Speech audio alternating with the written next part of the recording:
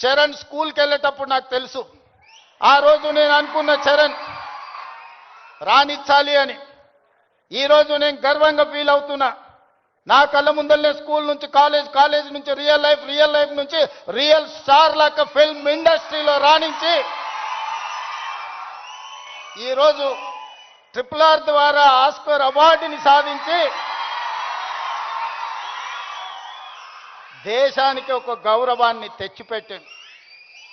అది అంత ఆశామాసిగా వారు సాధించిన విజయం కాదు. చిరంజీవి గారి పేరుంటే మనందరం మన ఇళ్లలో జరిగే ఫంక్షన్లకు ఆహ్వానిస్తాం, కానీ ఆస్కార్ అవార్డు మనం ఇయ్యలేం. కష్టపడ్డాడు కాబట్టి, రాణించుండు కాబట్టి ఈరోజు ప్రపంచమే ఆస్కార్ అవార్డు ఇచ్చి ఒక యువమిత్రుణ్ణి గౌరవించింది. మరి దానికి కారణం కఠోరమైన దీక్ష, పట్టుదలతో ఆ రంగంలో రాణించడం. అందుకే మీ అందరికీ ఈరోజు సినిమాలలో వాళ్ళు పోషించే పాత్రలు కాదు, రియల్ వాళ్ళ లైఫ్ని ఆదర్శంగా తీసుకోండి. వాళ్ళు ఎంత కష్టపడితే ఇక్కడికి చేరుకొని ఉండొచ్చు.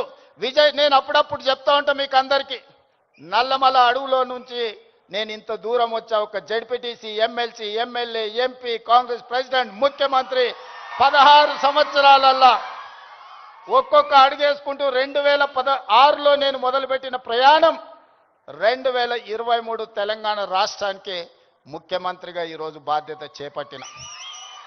అదే నల్లమల అడవి నుంచి వచ్చిన వాడు విజయ్ దేవరకొండ. మా పక్క ఊరు పాలమూరు నుంచి ఈరోజు మీ అందరి అభిమానాన్ని సాధించిందంటే కష్టం లేకుండా, కమిట్మెంట్ లేకుంటే ఇంత దూరం రారు.